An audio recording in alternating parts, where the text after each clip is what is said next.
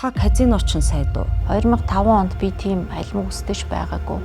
Энэ ажил бодит хэрэг болов. Бид нэр ториочлын хугацаанд хичнээн ерөнхийлөгч, хичнээн ерөнхий сайд, хичнээн гадаад сайд ажилласан билээ дээ тийм ээ. Эд дис нь болтлоо шингэтэл ойрын хугацаанд хэр их одоо жилийг зарцуулах бол хэрвээ бид нар улсаараа шийдвэр гаргаж чадаад энийг хичээх юм бол бид нэр маш хурдан хугацаанд сэргийж чадна. Таны одоо эрхэлдэг, таны одоо эзэмшилд байсан мөнхийн үсэг гэдэг компанитай холбоотой одоо энэ ашиг сонирхолоос ангид байх хэвээр.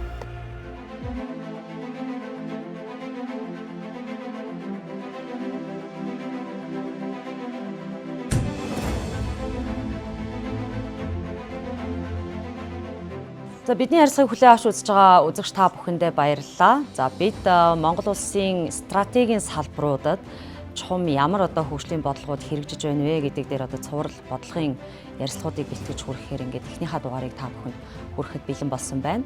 Манай ярилцлагын хамгийн анхны дугаарын одоо ууган зочноор гадаад харилцааны сайд улсын хурлын гишүүн Баццэг өргөдөн оролцож байна. Урилгын маань хүлээж авсанд баярлалаа. Баярлалаа. За нэвтрүүлэгт орж оролцуулж байгаад талархлаа илэрхийлье. За тэгэхээр хамгийн ихний асуулт бол мэдээж олонний анхаарлын төвд байгаа сэдвээс эхлэе гэж бодож байна. Хүн болгон асуугаасаа гэж бодож байгаа бох. За сүүлд тантай холбоотой мэдээллүүд цахим хуудсанд нэлийн бичигдлээ. Таны одоо эрхэлдэг, таны одоо эзэмшилд байсан мөнхийн үсэг гэдэг компанитай холбоотой тендерийн асуудал тийм. Тэгэхээр та юу гэдгийг эрх мэдэл албан тушаалын байдлаа ургуулan ашиглаж давуу одоо хэвлэлийн тендерүүдийг авдгүй гэдэг дээр нэг тайлбар өгөх. За би хэвлэлийнхэн технэлттэй байдаг хизээч одоо зүгтаага бултаад тойроод явчих гэж боддгоо. Ер нь улс төрчүүнд дайраад гарах ёстой л замаар явж гин гэж боддгоо л доо. Тэгээд мөнхийн үсэг компани алдчгүй миний үүсгэн байгуулсан компани. Тэгээд одоо бол би 2016 онд анх төрийн албанд орсон. Өөрийнхөө одоо улсын харилцаа гэдэг мэргэжлэрээ ажиллая гэдэг. Олон жил бас Монгол Ардын намын гишүүн, залуучуудын байгууллагын удирдах зөвлөлд ажилласан. За энэ саналыг хүлээж аваад би төрийн албанд орохдоо эхний өдрөө л гадаад харилцааны яамд дэд сайдаар ажилд орохдоо за одоо энэ ашиг сонирхолоос ангид байх хэвээр. Тэгээд одоо өнөөдрийг хүртэл явсан зам, ээж аавын хүмүүжил өөрийнхөө баримталчээд улс төрчдийг яг ийм ёс суртахуунтай ажиллаж амьдраасаа гэдэг энэ зарчмаа би энэ хамт олондоо бас хэлж ирсэн. Одоо ямар нэгэн байдлаар одоо юм хэвлэх гэж би энэ төрд ороогүй. Тэрнгүү мөнхийн үсэг компани бол хөлдөрөө боссон өөрийнхөө салбартаа бас манлайлагч тэргүүлэгч нь байнгын дэлхийн хөгжилтэй энэ технологи зэрэгцүүлээд явж байгаа ийм л ураатай компани. Энэ хэвлэлээс өөр салбарт орохгүй гэж одоо манай гэр бүл миний хань хүүхдүүд дүүнер ажилуулдаг. Тэгээд энэ хүмүүстэй бид нар энэ салбартаа үнжиж энэ салбарыг дэлхийн хөгжлөөс зэрэгцүүлж явъя одоо утаахгүй бай. За тэгээд энэ салбартаа үнжвэ. Энэ өөрөө нэг талаараа ашигын төлөө бизнес байгаа боловч хэвлэл гэдэг энэ салбарыг Монголд бас танилцуулсан компаниудын нэг. Тэгээд шударга өрсөлдөх ёстой, хөгжүүлэх ёстой. За тэгээд энэ чиглэлтэй бол үнэнч ингээд ажлыг тийм их одоо ашиг олдог салбар биш. Нэг талаараа соён гэрлийн салбар. За тэгээд энд бол ингээд жишг болоод явж явах ёстой гэдэг ийм зорилготой орсон. Тэрүүгээрээ өнөөдрийг хүртэл яг тэр зарчмаа барьж байгаа. Тэгээ би төрд орсон цагаас хойш компани дээр яг нэглэхэд ерөөсөө очоогүй. Одоо 8 жил болж байна. 9 жил болох гэж байна. Огт үйл ажиллагаанд нь оролцдоггүй. Бүрэн бие сэтгэлээ төрийн албандаа зориулаад тэгээ тийм заавч уусаа байхгүй. Тэгээ суртахууны хувьд ч гэсэн тийм байх боломжгүй. Өдөр нь төрийн ажлыг хийгээд орой шөнөд компанийн ажлыг хийнэ гэдэг ийм суртахуун байж болохгүй. Ялангуяа гадаад харилцааны сайд бол туйлын хариуцлагатай ажил. Миний хийж байгаа ажил, хийлж байгаа үг, үйлдэл бүхэн ганцхан дотооддоо биш гадны улс орно харж идэг, ажиглаж идэг, нийтийн өмнө нийлвэж идэг. Нөгөө талаас эмэгтэй улс төрчийн хувьд бас нэг өөрийнхөө үйлдэлээрээ, үйл ажиллагаараа биеэрээ үлгэрлэх ийм одоо манлайлагчууны ийм чадвартай байх юмсан. Хизээ нэгэн цагт түүх биднийг төр нийгмийн зүтгэлтэн өндөр алба хашиж исэн хүнийг шүүдэг цаг хугацаа угаасаа дүн тавьдаг. Тэгээ тэнд бол одоо бас нэр төртэй, өөртөө ихтэй анх зорж исэн, анх ямар байсан тэр юурэ байх юмсан гэдэг энэ зарчмыг бол яс барьж ирсэн. За компанийн хувьд бол мэдээж би хувь эзэмшиж байгаа. 100% миний өмчлөл биш. Энэ хүмүүст хэлж ярьж тохирсон учраас тэд ч гэсэн яг л энэ зарчмаа яс барьж байгаа. тендер гэдэг өөрөө хамгийн олон хүнийг шалгаруулад хамгийн хямдхан үнээр улсын төсвөөс бага зардал гаргаж хэвлүүлэх л ийм л зорилготой бүтээгдэхүүн гэдэг шүү дээ. Тэгэхээр тендерт орно гэдэг нь тэр айжчид нуугдад авах явдал ерөөсөө биш. Харин ч шударга шүлтүүр. Энийг завхруулж исэн бусад салбарынхныг бий бол хариуцлага нь хүлээхгүй шүү дээ. Тэгэхээр хэвлэлийн компаниуд дотор бол хамгийн шударга явагддаг зүйл бол тендер байдаг. Миний мэдхий. Сурах хүчиг гэдэг чинь олон хуудастай ном шүү дээ, тийм ээ. Тэрийг 2000 төгрөгөөр хэвлэнэ гэдэг өнөөдөр нь байж болохгүй асуудал. Өнөөдөр бид нар саяхан бүх хэвлэх юмаа хэрэглэгчдийг хуураад хятад тавьчаа хэвлүүлдэг, өөр газар хэвлүүлдэг байсан. Маш муу чанартай хямдхан. Өөр газар авч хэвлүүлээд дундаас нь дахиад ашиг болж шít 2 дахин ашиг. Өнөөдөр дотооддоо хэвлэж байгаад нь бид нар талархах хэрэгтэй. Энэ тийм амар замаар яваагүй 20 30 жил хөгжиж байгаа салбар. Тэгэхээр энэ хэвлэлээр ингээд зориуд улс төрийн зорилготой зохион байгуулалттай ингээд олон тендер авлаа гэдэг олон жилийн 2010-аас 20 оны бүтэн 10-аад жилийн ажлуудыг тендерүүдийг цуглуулад өнөөдөр би төрийн албанд ажиллаж байгаад өөрийнхөө одоо нөлөөллөөр хүмүүс рүү яриад аваад байгаа юм шиг буруу ойлголтыг нийгэм түгээд байгаад үнэхээр харамсаж байгаа. Би энэ 10 бол танах хэвлээгүй. Би 16 оноос хойш өнөөдрийг хүртэл 9 жил нэгч одоо компани руу нэгч төрийн байгууллагууд руу манай компани юм хэвлүүлээч гэж ярьж үзээгүй. Тийм байж болохгүй үстэй тийм ээ. Тэгээ өөрөө хүмүүс тийм шаардлага тавьдаг мөртлөө. Тэгээд энэтэй холбоотойгоор саяхан 2-3 хоногийн өмнө ерөнхий сайдын 9 сарын 1-нд одоо сурагчдад зориулсан захидлыг хийвэлсэн 8 тэрбум шүү. Тийм тоо бүр сонсоочгүй мэдээч ерөнхий сайд өөрөө бас мэдээлэл хийсэн байлээ. Энийг тийм их мөнгөөр хэвлүүлээгүй гэд. Тэгээ хаана Монгол шуудан компаниар хэлгэсэн гэд. Би одоо ийм мэдээллүүдийг одоо компанид юу хэвлэж байгааг ерөөсөө мэддэггүй. Тэд нар надгүй өөрсдөө ажиллаа олоод хийгээд өнөөдрийг хүртэл хөгжсөн. Надгүйгээр болол явж байгаа. Тийм учраас энэ дээр би маш ихтэйгээр гүтгэлэг юм аа. Ерөөсөө тэр одоо тендертэй холбоотой миний улс төрийн нөлөө ороод хүмүүст нөлөөлөө давуу байдлаа ашиглаад ийм бурангуй ийм хоцрогдсон ийм одоо үнэхээр миний зарчим нийцэхгүй зүйл дээр би бол хаач эзэж өөрийгөө өмгөөлөд дэлхийд бэлэн шалгуулахад бэлэн компаниас очиод асууж болно. За дараагийн анхаарал татж байгаа сэдв бол хамтарсан засгийн газар огцорлоо. Дараагийн шинэ засгийн газар байгуулагдаад ажиллаж байна. Энэ засгийн газарт улиран томилогдсон хэдхэн сайд бий. Тэрний нэг нь бол гадаад харилцааны сайд Баццэг гэж хүн. Та оюун эрдэнэ ерөнхий сайдыг огцруулахад Монгол Улсын ерөнхийлөгч Ухнагийн хөрс сүхтээ өгсөн хуйлдаж улс төрийн ажиллагаа хийсэн үү? Одоо тэгээ сайдыг тэгэл улс төрийн одоо би тийм үлэмж нөлөө гаргаад одоо би гайхсан штэ намайг тэгж үчгээр нь зөвхөн шулуухан хэлэхэд бол ямар ч засгийн газар ажиллаж байхад ерөнхий сайдыгээ түшиж дуулаж өмгөөлж хамгаалж буруу юм хийсэн ч бид нэр хамгаалж ажилдаг юм танхимын зарчим байдаг. Манай сайд нар бол оюутны сайдыг маш их дэмжиж дуулж түшиж зөвлөж хамтарч ажилласан маш сайхан засгийн газрууд байсан. 3 удаа бид нэр засгийн газар ажиллахдаа бол гар хөл нийлээл ажилласан. Тэрийг би өөрөө ч гэсэн хийсэн. Би дараагийн засагт үлдээ энэ засгийг унгай гэдэг ажиллагаанд огт оролцоогүй. Ер нь засгийг унгай гэж ямар ч сайд яваагүй л гэж би боддог. Тэгээ санал хураалтан дээр чуулган дээр ч гэсэн би засгийн газрынхаа төлөө саналаа өгсөн. Тэгээ энийг одоо мушгиж гуйвуулаа зарим хүн таалагдахгүй. Хүн ер нь тэгээд улс төрт нөгөө ирэх явах цаг байдаг. Өөрөө жижирээд одоо өөрийнхөө заавал одоо би үлдэх ёстой ч юм уу би сонгох ёстой гэд мэдээч хүн болгонд амбиц байдаг. Хүн болгон сайд хийх чадвартай гэж өөрсдөө одоо хурлын олон гишүүд бодож байгаа. Тэгэхээр хүн болгон тэр боломж бас олддоггүй. Тэрийг тэгэл хуйлдаал би ерөнхийлөгчтэй яриа болчдөг ч ажил гэж би бодохгүй. Танхимаа бүрдүүлж байгаа ерөнхий сайд өөрөө сонголтоо хийдэг. Аль нь гадаад харилцааны сайдын хувьд гэсэн онцлог байдаг. Төрийн 3 өндөрлөгтэй гурвантай нь одоо их ойрхон ажилладаг. Гадаад харилцаа өөрөө энэ улс орны нэр хүнд аюулгүй байдал тусгаар тогтнолтой холбоотой одоо чухал юм бодлогын яам учраас гурвантай нь холбоотой ажилладаг. Тэгээд ерөнхийлөгчтэй яваад ийн гэдэг нь чи гүүргээрээ төрийн ёслолынхаа журмаараа Монгол улсын үндсэн хуулинд Монгол улсыг гадаад одоо төлөөлөх цорын газар ерөнхийлөгч тэргүүн дипломатч гэж явдаг. Тэгэхээр энэ утгаараа гадаад харилцааны сайд заавал одоо дагалдаж явж тэр хүний айлчлалыг хийх ёстой. Дэлхийн бүх ерөнхийлөгч нар гадаад сайттайгаа айлчлалаа хийгээд явдаг.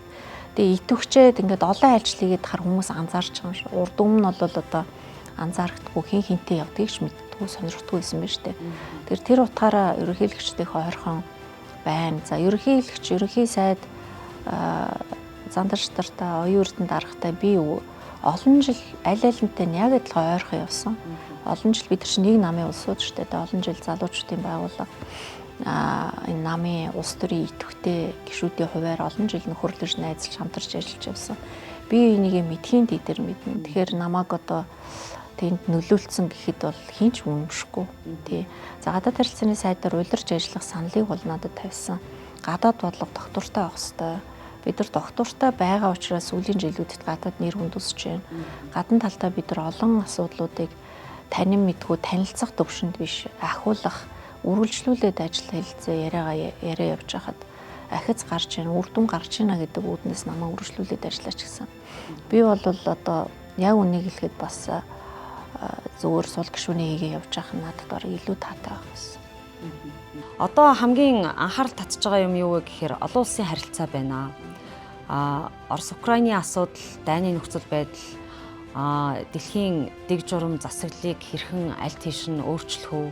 Бид олон туйлд байх уу, эсвэл нэг туйлд байх уу гэдгийг шийдэх ийм одоо эзэгтэй цаг үе дээр бол хүн төрөлхтөн зогсож байна л доо.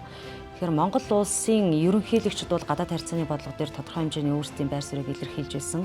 Дамаа ялангуяа Монгол улсын гадаад харилцаа бол төвийг сахих байр суурьтай байна гэдэг энэ үзэл томьёоллыг бол ерөнхийлөгч асан захаагийн элбэгд орж гаргаж ирж байсан. Тэгэхээр энэ төвийг сахих гэдэг байр суурь маань зөв сэтгүүлч миний хувьд ажиллахаар үндэсний аюулгүй байдлыг бид ямар төвшөнд яаж хангах юм бэ гэдэгтэйгээ бас сашгүй холбоотой байх хэрэгтэй байх гэж бодоод байдаг. Үндэсний аюулгүй байдлыг бид хэрхэн яаж хангах вэ гэхээр нөгөө язгуур ирэх ашгаа гадааддоо таатай нөхцөл бүрдсэн байдлаар хангана гэж байгаа. Тэгэхээр гадаад таатай нөхцөлийг бүрдүүлэхэд бол гадаад харилцааны салбар яа харахгүй том үүрэг гүйцэтгэж байна л да. Тэгэхээр энэ төвийг сахих байр суурь маань биднийг гадаад таатай нөхцлөө бүрдүүлэхэд ямар эерэг үр дүн авчирч чадсан бэ? Та энэ салбарт одоо улиран ажиллаж байгаа хүний хувьд эсвэл гадаад таатай нөхцөл төвийг сахих байр суурьтай болсноос эхлээд гадаад таатай нөхцөл алдагдж байгаа юу гэдэг дээр ерөнхий уур амьсгал юм дээ. Тийм. За яг гадаад бодлогын хувьд бол манайх бие даасан, инхийг эрхмэлсэн олон тулгуурт нээлттэй гадаад бодлого баримтлана гэж гадаад бодлого үзэл баримтлалд заасан байдаг. Тий. Одоо яг төвийг сахиснаа гэж томьёолоод зарлдаггүй. Чиг баримжаа нь бол мэдээж тийм ба. Тэгэхээр бие даасан инхийг эрхмэлсэн нээлттэй олон тулгуурт гадаад бодлого гэдэг бол үнэхээр одоо маш ухаалаг томьёолсон. 90-ад оны ихэр манай одоо арчлыг эхлүүлж исэн хүмүүс бол энэ гадаад бодлого төр гайхамшигтай сайн ийм томьёоллыг олсон. Одоо хүртэл эндээ бид нэр ерөөсөө хазааж гуйваагүй үнэж явж байгаа. Тэгээ энэ бодлого маань цаг хугацааны ирэхээр улам одоо ухаалаг сайн зүг байсан нотлогдоод яваад байгаа. Тэгэхээр манай орны хувьд бол гадаад бодлогын хувьд их эмзэг нэг талдаа, нөгөө талдаа одоо хоёр том хөршийн дунд хамгаалагдж байгаа мэт. Нөгөө талдаа бол бид нар хоёрхан өрштэй далаад гарцууд хөгжигдмэл тийм ээ. Тэгэхээр бид нар дэлхийн бусад улс орнуудтай яаж харилцах вэ гэдг нь одоо их ухаан шаардсан юм л нөхцөл байдалд байгаа. Өнөөдөр дэлхийн дэг журам өөрчлөгдөж байгаа. Энэ одоо ингээд магадгүй 100 жилээр заримдаа хэдэн 10 жилд ингээд давтагдаад нэг цикл явагддаг одоо дэлхийн дэг журам өөрчлөгддөг юм цикл тэр одоо шин дэг журам эхэлж байна гэдгийг бүх олон улсын харилцаа судлаачид бол хэлж байгаа. Тэгэхээр бид нар энэ цаг үед яадаг ямар гадаад бодлого бид нар барьж байгаа вэ гэхээр түрүүний хэлсэн томьёол бол тэнцвэртэй гадаад бодлогоор бол хөтлөж байгаа. Бид нар тэнцвэртэй гадаад бодлого баримталж иж дэлхийн бүх улс оронтой ив найрамдалтай байж иж очно. Тэгжээж бид нар хөгжлийг авчирна. Тэгжээж бид нар Монгол улс тусгаар тогтнол аюулгүй байдлаа удаан хугацаанд оршин тогтнох энэ байдлаа баталгаажуулна л гэсэн санаа. Тэгэхээр бид нар нэгдсэн үндэсний байгууллагын 192 оронтой дипломат харилцаа тогтоосон цөөх орны нэг улс. Түүхэн амжилтыг бид нар олон жил хүсэж мөрөгдөж хийж зорж иж өнгөрсөн жил ингээ биелүүлсэн. Дараа нь бид нарын тэнцвэртэй бодлого дээр нэлээд нухацтай бид нар бодож авах хэрэгтэй. Хоёрдугаар тийм цөөхөн хүн амтай асар том газар нутагтай агууд хүүхдэд улсын хувьд иргэн бүр эх оронч байж, эх орноо хайрлж, тусгаар тогтнол аюулгүй байдал ямар их үнээр олдсныг ойлгодог иргэдтэй байх хэрэгтэй. Тэгжээж бид нар энэ тусгаар тогтнол аюулгүй байдлыг хүн болгон мэдчихээж бид нар их одоо тэнцвэртэй бодлого хангах нь шүү дээ. Одоо өнөөдөр ингээд яг хоо дэлхийд даяар л энэ сошиал нийгмийн сүлжээ, энэ цахимжилт, химэл оюун ухаан гэдээ ярьж байна. Энэ үед бол сорилт тулгарч байгаа улс орон болгонд иргэдийн энэ хит их мэдээлэл дунд буруу зүгийг ялгах боломжтой, боломжгүй, чадвартай, чадваргүй иргэд хит их мэдээллийн урсгалд автаж нийгмээ яаж өөрчилж байгааг, нийгэмдээ ямар хортой үр дагавартай, нөгөө талаараа ямар их ашиг тустай байгаа их мэдээлэл хүмүүсийг бас хөгжүүлж байгаа. Энэ сорилтууд бол энэ цахим ертөнцөө яаж хянах вэ гэдэг өндөрлөгтний том сорилтын өмнө бид нэр ирж байгаа гэж байна. Тэгэхээр нэг талаасаа бид нар асар хурдтай хөгжиж байна. Нөгөө талаасаа асар их эрсдэлд орж байна. Тэгээ манай улсын тусгаар тогтнол аюулгүй байдал нэмээд энэ кибер аюулгүй байдал тийм ээ. Бидний тусгаар тогтнол занлхийлэл бодиттой гараад ирж байна гэдэг. Тэгэхээр бид нар энэ бусад оронтой эв найрамдалтай байна гэдэг нь өөрөө манай маш том давуу тал. Хоёр хурцтойгоо бид нар харилцаагаа тэнцвэртэй байлгах. Дээрээс нь тэнцвэртэй харилцаан дээр 3 дахь шүршийн бодлого гэдэг одоо зүйлийг бид нар олон жил ингээ нэр томьёо гаргаж яриа яваад байсан ч яг амьдрал дээр хэрэгжүүлж чадахгүйсэн. Тэгэхээр энийг сүүлийн жилүүдэд ялангуяа хөрс ерөнхийлөгчөөр сонгогсноос хойш энэ гадаад бодлогыг асар идэвхтэй явуулж байгаа. Тэгэхээр гадаад харилцааны яамны хувьд одоо миний хувьд ч гэсэн энэ олон жилийн бодлогыг хэрэгжүүлж чадах энэ хөрс суурь нь бүрдэж, нөхцөл байдал нь бүрдэж, ерөнхийлөгч төрийн тэргүүний хувьд дэмжиж байгаа нь өөрөө энэ бодлогыг хэрэгжүүлэх асар том ийм одоо суурь, ийм том боломж гарсан. Тэгээ энэ өөрөө манай Монгол улсын нэр хүндийг өсгөж байна. Монгол улсын гадаад бодлого идэвхтэй явах энэ идэвхтэй явж байгаа нь бол илэрхий харагдаж байгаа. Гадна талдаа ч гэсэдэ бид нар энэ үнэлгээг бол нэлээд авч байна. Энүүгээрээ манад ингээ хөгжил ирнэ, хамтын ажиллагаа ирнэ, алдаагаа засах боломжууд ирнэ, шинээр энэ үе талгааны их боломжууд нэгдэж байгаа. Тэр утгаараа гадаад бодлого бол их зөв явж байгаа гэдгийг би бол гадаад харилцааны сайдын өөр их бардам өөртөө ихтгэлтэй хэлж чаддаг. Бидний 3 дахь шүршийн бодлого бол ганцхан одоо Монголд одоо төгс утгаараа эргэж гин гэж хэлэх нь хаашаа. Олон орн хүлээн зөвшөөрч зарим улс орн биднээсээс дуршлаг судалж байна шүү дээ. Тий одоо ингээ та нар яаж энийг явуулж чадчихээн гэдэг. Тэгээ энэ өөрөө манай хоёр хүчийн бодлоготой бас тэнцвэртэй байх нэг ийм гурвалсан одоо ийм гурван ийм тэнцвэрийн бодлого бид нэр ингээд хэрэгжүүлээд явж байна гэж. Тэгэхээр энэ гадаад харилцаа цаашдаа ч гэсэн би мэдээж үрд ингээд сайдраа байхгүй шүү дээ. Тэгэхээр цаашдаа ч гэсэн энэ баталгаажж үлдэх ёстой.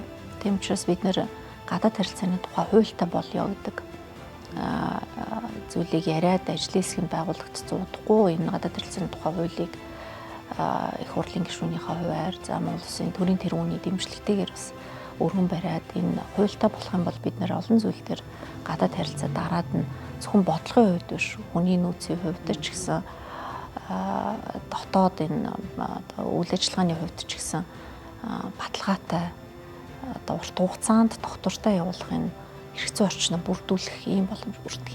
Намрын чуулганд санаа байгаа. Тэгэхээр таны яриан түрүүнд дурддагтлаа Монгол улс бол газар зүйн бүтцийн хувьд ч гэсэн бид хоёр л мөнхийн өршөлтөй байна. За энэ хоёр мөнхийн өрш маань дэлхийн тавцан дээр хин юм бэ гэж харахаар бас ноёлогч гүрнүүд жанжлагчдын тоонд орчиж.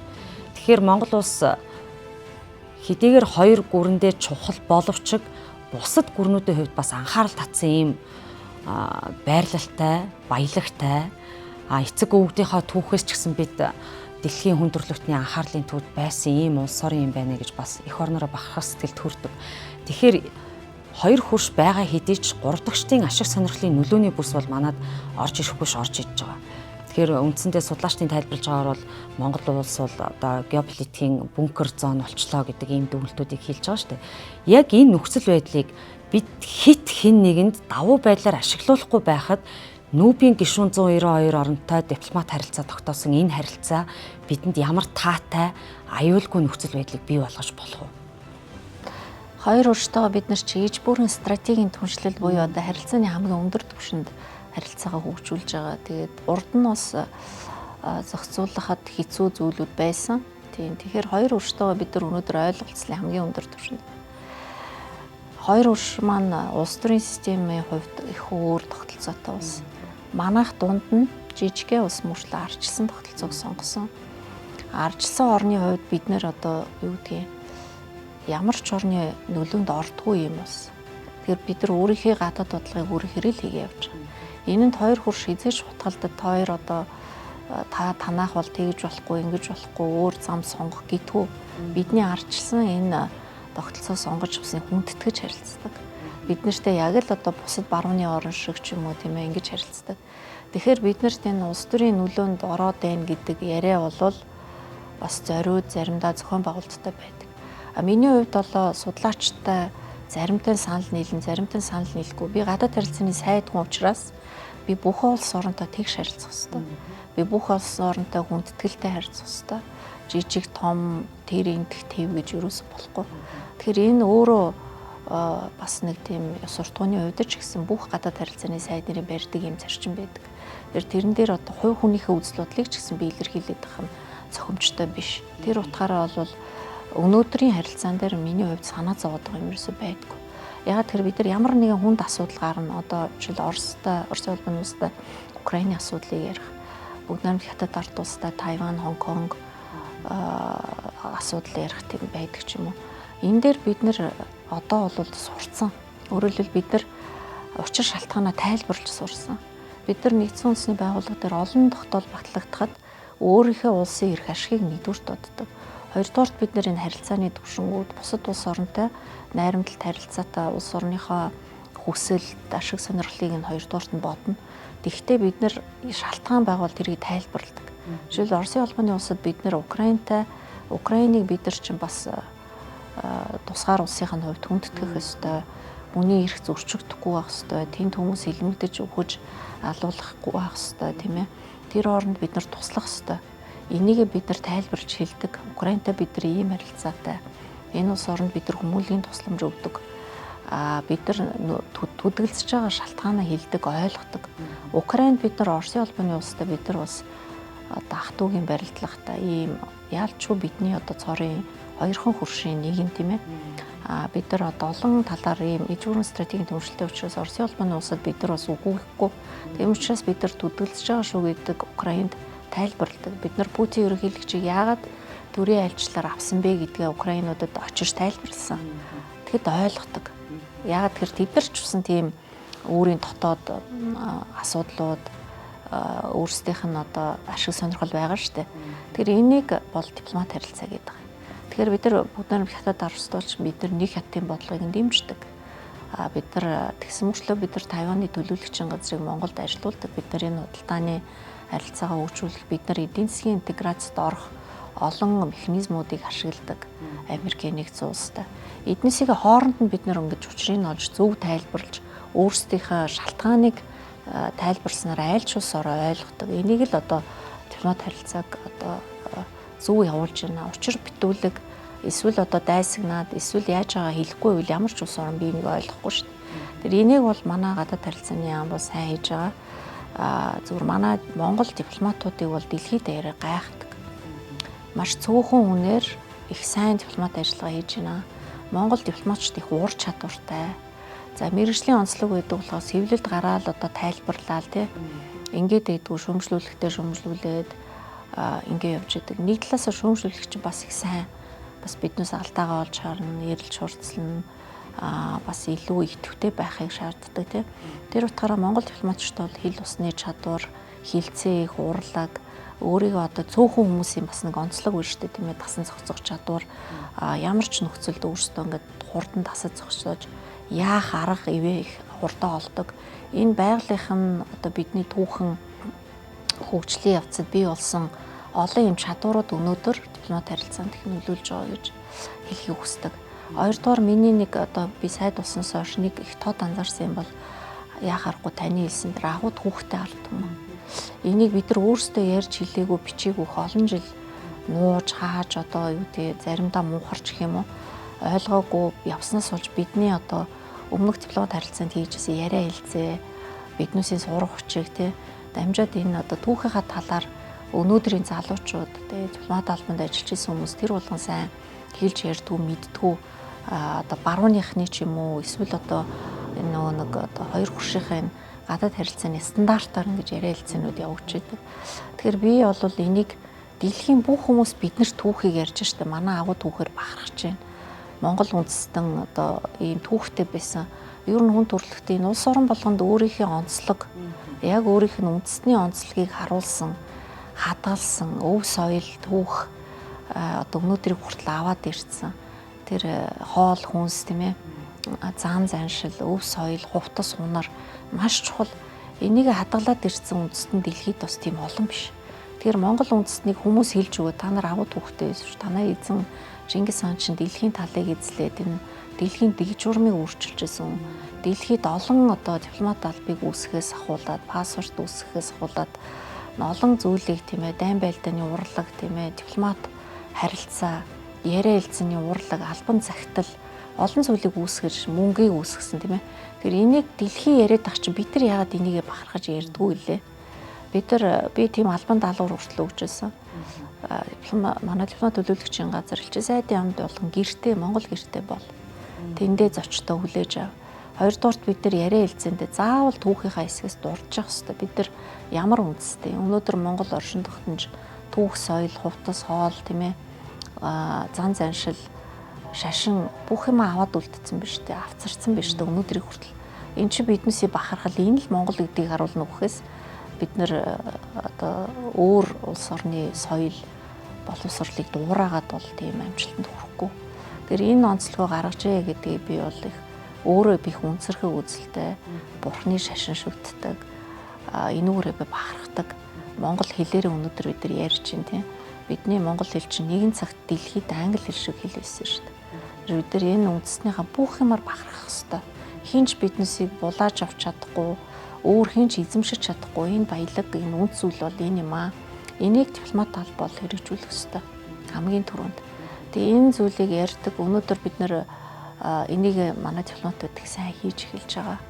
Дээрээс нь бид нэр энэ дэлхийд нэр томьёоны тухай би бас нэг санаачлаг гаргаж ирсэн. Монгол хэлнийхаа хэллэгтээ тааруулж үгсгийгээ өөрчлөх цаг бас болсон гэдэг. Ийм зүйлүүдийг бид нар бас ингээд давхар хэрэгжүүлээ явж байгаа. Яхахгүй бид түүхээ харахаар одоо энэ дипломат алба гэдэг юм маань өөрөө ямар стандарт эрэмтэй байх юм бэ гэдгийг гэрхгүй манай түүх бол гэрчлээд байна л да. Бид нийтээр нь соёл иргэншлийн одоо ялгаатай байдлыг хүлээн зөвшөөрдөг байсан. Бусдын соёлыг хүндэтгдэг байсан тий.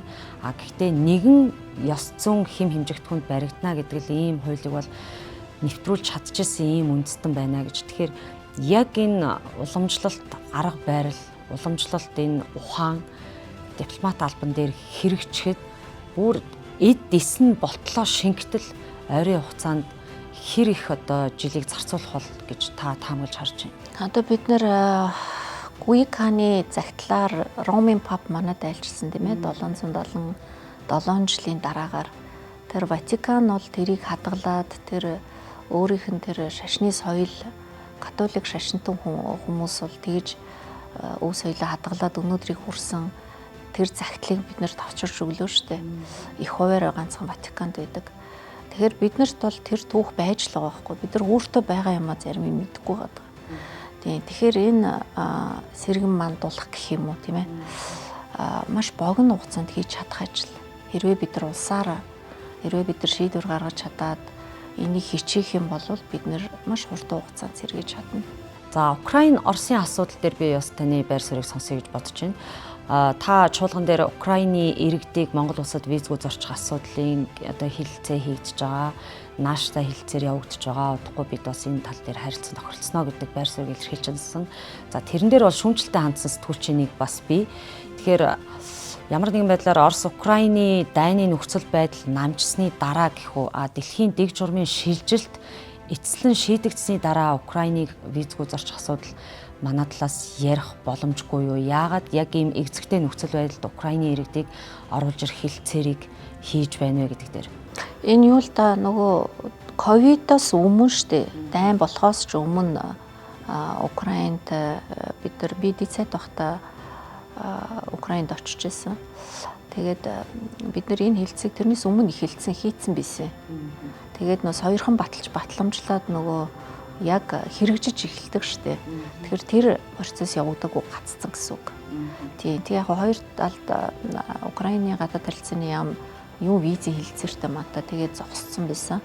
Тэгээ бид нар ковидын өмнө яг засгийн газар хоорондын комиссийн хуралдуулъя гэж хэлсэн. Тэгээд хуралдуулаагүй. Тэрнээс хойш ер нь одоо комиссууд бол хуралдаагүй. Ганцхан манайтай биш ер нь хаа газар бүх улс оронтой засгийн газар хоорондын комисс гэдэг нэг механизм улс орнуудтай байдаг штэ. 2 жилд нэг удаа аль нэг талтай хийж тухайн оронтой харилцааныхаа асуудлуудыг ярьдаг. За визгүй хилцээрийн тухайд бол бид нар Монгол улс аль болохоор нээлттэй аялал жуулчлалаа дэмжих үүднээс бид нар олон оронтой визгүй зорчихыг хүсдэг өөрсдөө ч гэсэн. Тэгэхээр визийн хилцээр яадаг вэ? Харилцан адил байдаг. Ихэвчлэн одоо хоёр талдаа эхлээд албан дипломат пассвортыг харилцан визгүй зорчно. Дараа нь одоо бүх төрлийн пассворттай иргэдийг харилцан визгүй зорчно. За ингийн тулд нэлээд одоо бие биентэйгээ харилцаа, төвшин, аюулгүй байдал, за одоо олон ажил явагддаг л да энд. Тэгээд Украинтай бол бид нар үндсэндээ зарчмын хувьд тохирцсон харилцан визгүй зорчно гэд.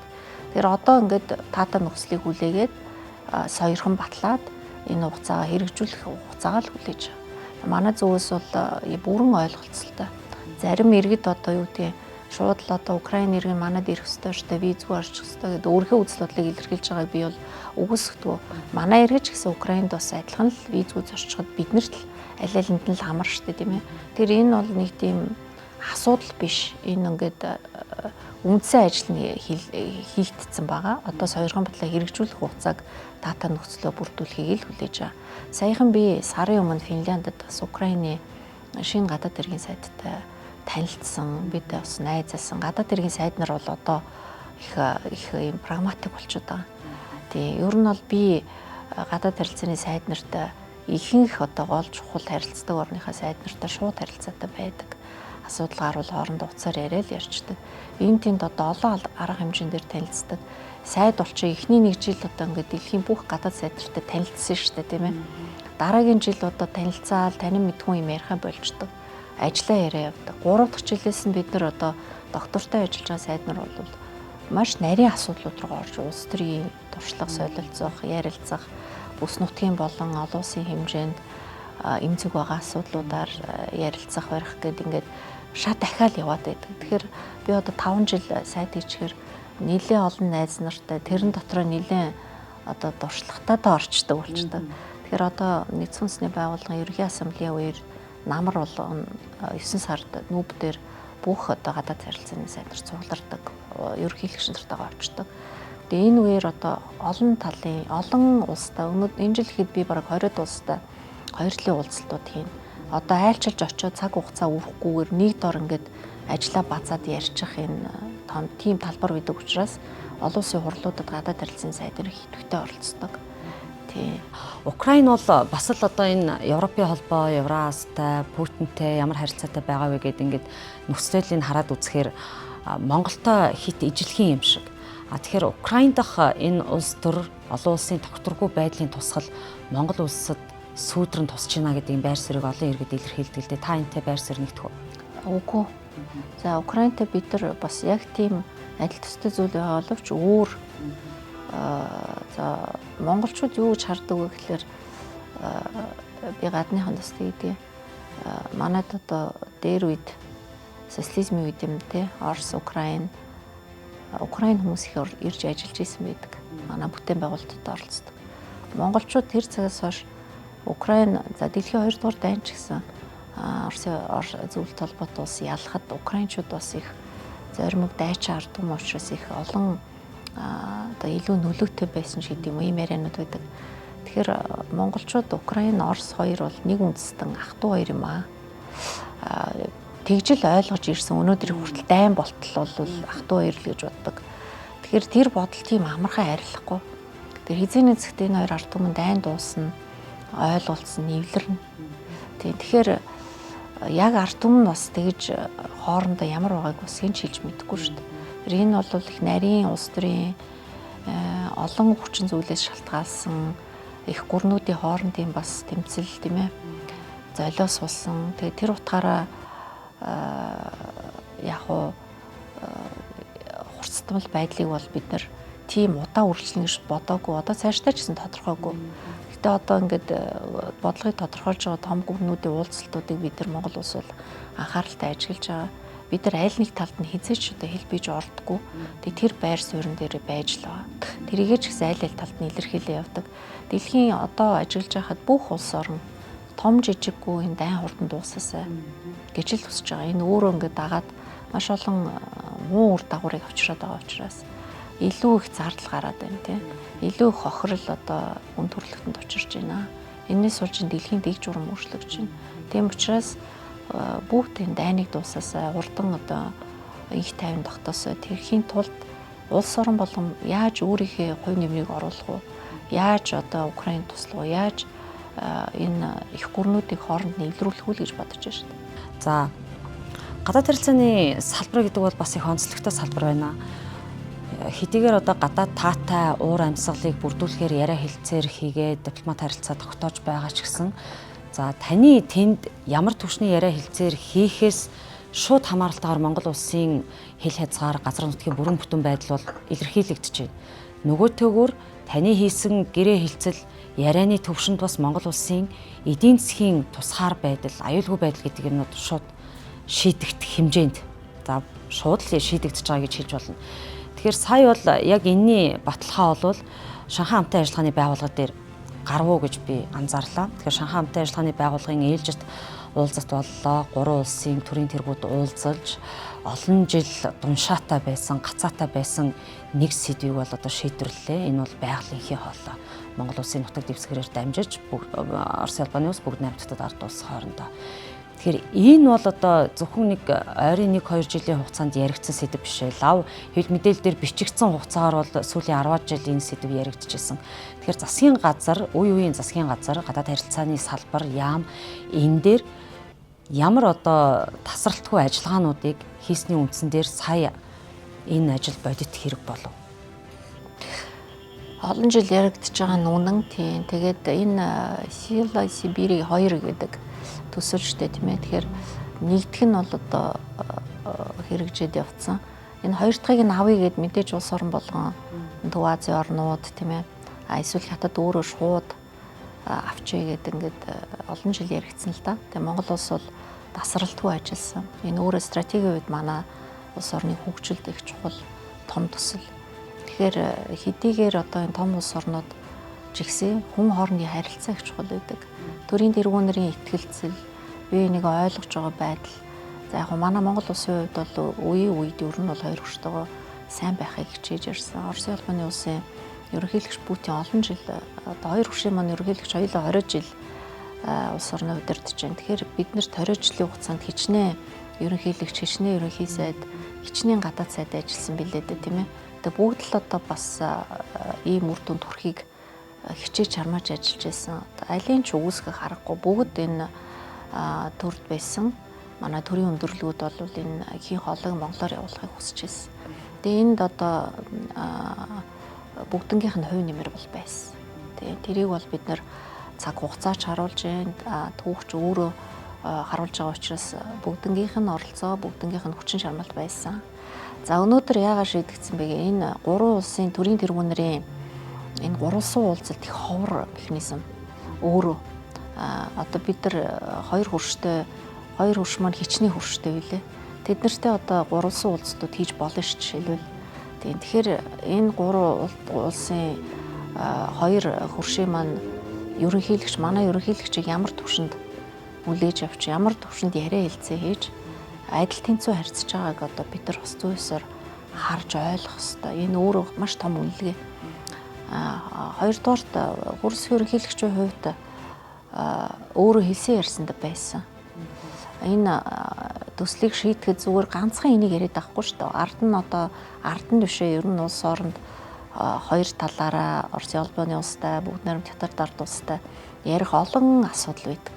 Улс төрийн одоо тусгаар тогтолт аюулгүй байдалтай холбоотой олон өөрийнхөө эрх ашиг, өөрийнхөө сонирхол, өөрсдийнхөө одоо чухал гэж бодож байгаа улс төрийн асуудлууд бас байдаг. Тэгэхээр энэ зүйлүүд дээр бид нэр өмнө нь бас нэлээд тогтворгүй байсан. Одоо солигдох болгондоо тогтворгүй байдал нөлөөлж исэн гэсэн үг шүү дээ. Ярьсан хэлсэндээ байдгүй, тууштай байж чадахгүй. За тэгээ амлсан зүйлүүдээ хийдгүү. Эсвэл зүгээр одоо ярьж хэлээ орхичдог. Эсвэл хэд одоо айлын талаас ингээд тусаж дэмжихийг хүлээгээд байдаг ч юм уу. Харилцан ашигтай хамтын ажиллагаа гэдэг зүйлийг одоо л ярьж байгаа болохоос өмнө нь дандаа одоо гэдгийг надад хэн нэгэн туслах хэвээр, манайд туслах хэвээр, элдийнхээс илүү зардал чирэгэл гарах хэвээр ч гэдэг юм уу. Нэг ийм сэтгэлгээ улс төрчдөд маань байсан. Би энийг бол улс төрийн тодорхой хугацаанд төлөвшлийн явцад байх л ёстой үзэгдэл гэж боддог л да домч жижигч бай асуудал дээр. Тэгэхээр одоо бид нар Монгол улсаас бүх зүйл дээр харилцсан ашигтай хамтын ажиллагааг эрхэмлэх ёстой. Улс төрийн түвшинд ч гэсэн бид нар ямар ч тийм одоо үнэгүй зүйл тийм ээ. Эсвэл одоо үүдгийн дандаа нэг талыг барьсан зүйлийг бид нэр хүсэмжилж болохгүй шүү дээ. Тэгэхээр энэ одоо хөгжлийн тодорхой шатанд орох ёстой гэж боддог. Тэгэхээр хөрсөх ерөнхийлөгчийн хувьд бол хоёр өрштөөгөө хэлсэн ярьсан зүйл за дотооддоо ч гэсэн бид нар нэмхэл цэгцлэх, эрх зүйн орчноо сайжруулах, учир начраа олох, доктортай байх гэдэг зүйл дээр бас нэлээд анхаарсан. За энийг бол зүйн ёсоор хоёр өрш маань бас ойлгож мэдэрч байгаа байхаа гэж хувь хүний хувьд би гадаад сайдын хувьд ингээ ажиллаж байхад сүүлийн жилүүдэд харилцааг ажиллаж байхад бол тийм зүйл анзаарсан. Дараа нь бол яг хуу нөхцөл байдал өөрөө цаг хугацааны хувьд ингээд сайхан бүрдэж जैन тийм ээ. Тэгэхээр Оросын улбаны улсын хувьд ч гэсэн энэ шийдвэрийг одоо улс төрийн түвшинд гаргаж энэ төслийг хурдлуулъя.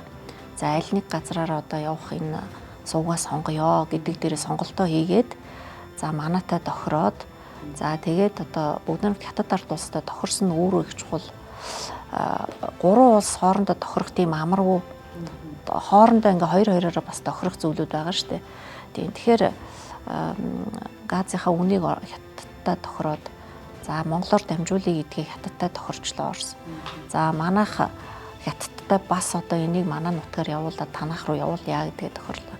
Бид нар хоёр талаараа Оростой бас энийг манай энэ маршрутаар ингээд тохирё гэдгээ бид нар суур хөлсөнд байрлаа. Энэ яриа хэлцээрүүд олон жил олон уулзалтууд олон механизмаар дамжиж бүрдэж байгаа. Тэр энд одоо их олон хүний ил хүч хөдөлмөр орсон.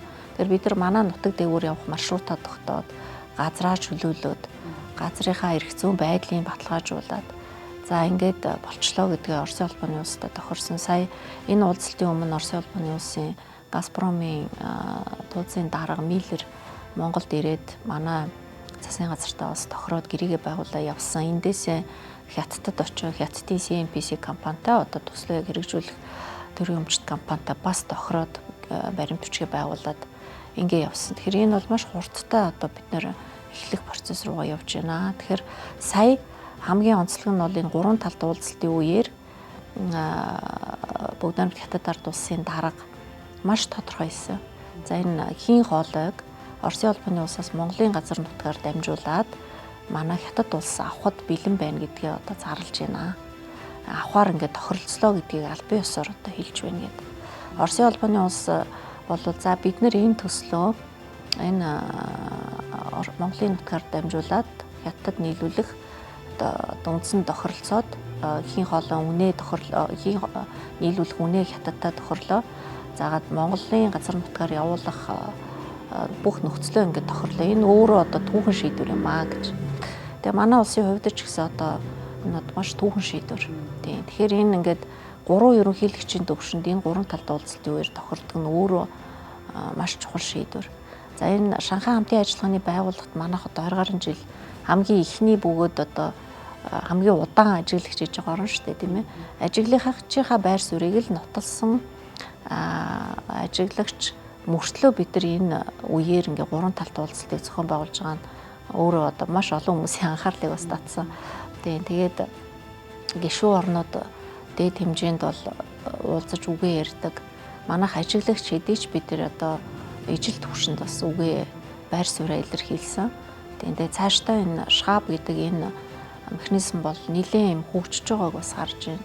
Эдийн засгийн агуулгаараа бүс нутагтаа бас их нөлөө бүхий байгууллага болж байгаа чадварч байгаа гэдгээ хятад улс даргалсны хувьд бол нэлээ хүчтэй бас илэрхийлж бас бодиттой харуулсан. Тэгэхээр бид нар энэ цаашдаа гаргаж байгаа энэ санаачлалуудыг эдийн засгийн агуулгаар нь бусад гишүүн болон яриа хэлцээний түлш орнуудтайгаа хэрэгжүүлж байгаа юм томоохон төслүүдийг бид нар бас маш тодорхой харсан. Тэр утгаар нь бид нэр илүү олон түнштэй болох энэ гишүүн болон үйл ажиллагааны түнш орнуудтай манах тэртээ дөрөнгөө олон талаараа хамтарч ажилладаг энийг ч гэсэн илэрхийлсэн. Би бас Хятадын CCTV төв телевизэд нь бас энэ байр суурийг бас илэрхийлсэн. За та хоёрын ярилцах цаг үндсэндээ дуусч байна. Тэгэхээр хувийн асуултаар бас дуусгая гэж бодож байна. Та казиноч нь сайд уу? Тэгээ одоо юу хевлэлээр баг 10-20 жил ярьж шүү дээ. Тэгээ нэг ч удаа тайлбар хийж байгаагүй надаас ч асууж байгаагүй л дээ. Тэгээ би нэг улс төр гэж ойлгоо бодоод явсан. Тэгээ сонгуул болгоноор гарч ирдэг. Тэгээ би нэг тайлбар хийчихье гэж юу н бодоо яваад тийм. Тэгээ энэ 2005 оны үйл явдал шүү дээ тийм ээ. Тэгээ манай Монгол Ардын намын дэргэдэх залуучдын байгууллагад байсан зарим хүмүүс мэдээж энэ казино хадгаламж банкны асуудалд холбогдоход энэ асуудал гарч ирсэн. Тэгээд нэг хевлэлээр дандаа нэг миний тэр казино тоглож исэн хүмүүстэй хамт хилээр орж гарсан ийм хилийн нэг ийм юу гэдэм юм аа пассвортын тэмдэглэгийг гэх юм уу солонгосын талаас авч исэн юм шиг байгаа юм. Тэгээд тэн дээр миний орсон гарсан хугацаа давхцсан ийм тэмдэглэгээнүүд байдаг. Тэрнээс бол одоо ямар ч би гэрч юу гэдэгвүлээ одоо хувь шүүхийн байгууллага чалгадаад казино тоглоод тэгсэн юм ерөөс огт байдаггүй. Мөнгө төлсөн баримтаж байдаггүй. Тэгэхээр энийг яг улс төрийн зорилгоор ингээ ашигладаг. Тэгээ одоо манайхан миний ойр тойрны найзууд бүгд л мэддэг. Намайг казино битэл би 13-ш тоглож чаддгүй шүү дээ. Үзэрч тоглож чадахгүй. Ер нь тоглоом нь ялангуяа мөрөдтэй тоглоомд их дургу. Нөхрийгээ нөгөө 13 тоглохоор нь би тэгдэж шүү дээ. Нөгөө чи шашинтай хүн ер нь бол мөрөдтэй тоглоом чи нөгөө шашны хилээр бол эс өгснийг авах буюу одоо баг дээрэмдэж байгаа улгаа хийж байгаатай адил гэхэлэр манай нөхөр тоглохоо хэлсэн. Тэгэхээр энэ 2005-аас 7 онд манай аав их залуухан дөнгөж 54 настай элэгний хорт авдар болоод тэгээ би 2 жил солонгос руу авч явж эмчлүүлсэн. Тэгээд мэдээж тийм залуухан би айлын том охин учраас 30 гаруй настай 30-аад настай байсан баг. Аавыгаа алдчихыг хүсэхгүй байгаа бүх юмаа зориулаад тэр үед одоо солонгост элэгний хорт авдрыг хүмүүс эмчлүүлээд тэгээ аавыгаа жоо урт наслуулах гээд явхлаар 3 сар тутамд нэг авч явж сар химийн тарианд оруулдаг байсан. Тэгээд өвчтөө хүн сахиад байж байгаа хүн одоо хизээдээ ямар мөнгөөр казино тоглох уу олсон бүх хөрөнгөө аавынхаа эмчилгээнд зориулж байсан. Тэгээ энэ одоо хэмжиг асуудал байсан учраас би ерөөсөө хөвлөлд манай аав өвчтөө байсан юм аа гээд пассвортыг бариад очиод хэлээр орсон гарсан эмнэлэг твцсэн баримтаа бариа явж л тэнэр. Тийм учраас би ерөөсөө тайлбар хийж байгаагүй. Тэгэхээр одоо бүр хаач хизээш миний казино тоглож ирснийг харсан үеийн дэлхий дээр байхгүй. Байвал одоо бистэ дуртай үзмэр байна. За нэг зураг эвлүүлсэн бэлээ. 2005 онд би тийм алимог үстэйч байгаагүй. Тэр зураг одоо бол тэр зураг битэл видео хийждэг болсон болохоор би эхлээд ерөөс тоодгүйсэн. Энийг тэгтээ одоо мянга ингээд гаргаад дахин гээд ахлаар хүмүүс намайг одоо нэг би тэг тоглоод нэг агуу их казиночин гэд нэрлэлсэн байна. Тойргийнхаа сонгогчдод бас ингээд санаа зовж байгаа. Энэ ч тойрогч томроо Даранга, Үүранга, Баянгор аймгийн хүмүүс чи 2005 онд одоо би хэдэн настай байсан. Тэгээд тэр үед одоо ийм зовлон надад учирсан байсан учраас ямар ч казино тоглоогүй надад тоглосон хүн ч юусоо байхгүй. Манай найзууд намайг шоолоод хөөрх юмтай үзэж тоглож чадахгүй гэж юу казиноч болж байгаа гэдэг. Тэгэхээр энийг би хизээний зэгт хэлье гэж бодчихсон. Яг үрчээ хэлэх юм тохироо бүртчлээ. Асуусанд баярлалаа. За ингээд бидний урилгыг хүлээж авсан танд баярлалаа. Гадаад харилцааны салбараар дамжсан Монгол улсын тусгаар тогтнол, газар нутаг, хил хязгаарын бүрэн бүтэн байдал аюулгүй байх. За энд чиглэж байгаа таны ажил үйлс бас улам их амжилттай, дэвшилттэй байгаасай гэж хүсэж байна. Тэгээ урилгын маань хүлээж авсанд баярлалаа. Маш их баярлалаа. За анхаарлаа хандуулсан үзэгч та бүхэндээ баярлалаа.